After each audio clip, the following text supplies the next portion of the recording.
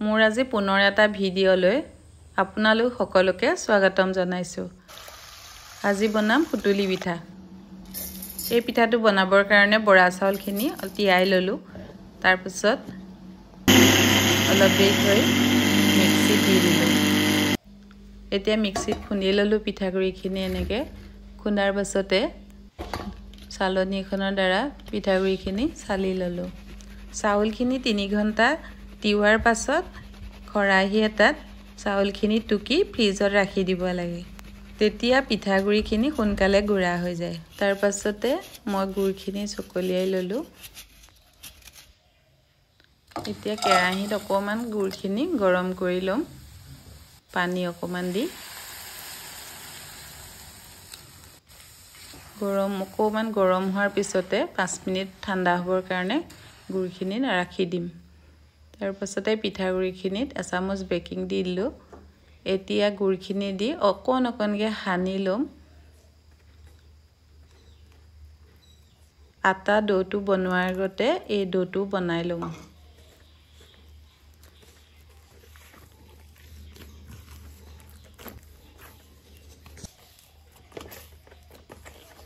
এটা জোখত ডোটো বনাব লাগিব, নহলে সুতুলিটো নৰয়।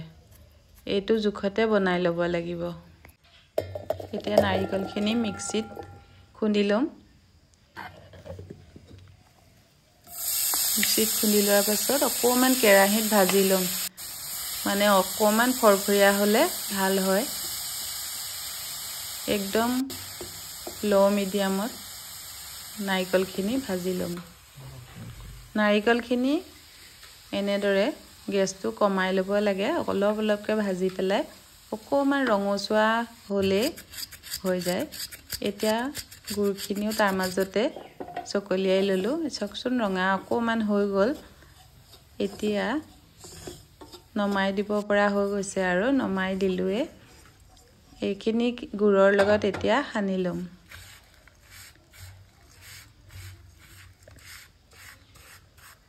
নাৰিকলখিনি এনেদৰে ভাজি ললে ফ্লেভাৰটো বহুত ধুনীয়া হয়।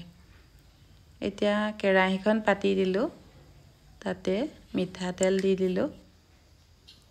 এতিয়া বনাই থোৱা ডোটো এনেকে লাডু কৰি দেখিছেনে, আঙুলিতে টিপি মাজত নাৰিকল আৰু গুড়ৰ মিশ্ৰণটো ভৰাই দিলো। এতিয়া কেৰাহীত এটা এটাকে এনেকে ভাজি লম। খাবলৈ বহুত টেষ্টি হয়।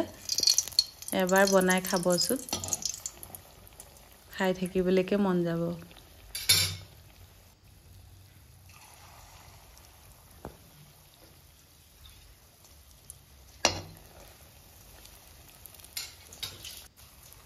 সুতুলি পিঠাটো সকলোৰে প্ৰিয়।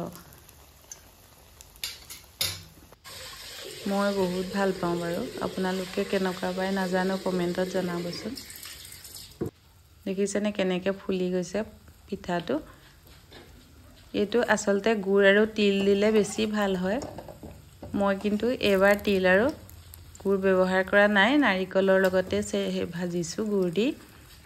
আগতে এটা ভিডিঅ' দিছিলো, হেতুত গুড় আৰু তিলেৰে দিছিলো। আমাৰ পিঠা ৰেডি হৈ গ'ল। ভিডিঅ'টো ভাল পালে লাইক কৰিব আৰু কমেন্টত কেনেকুৱা হৈছে জনাব।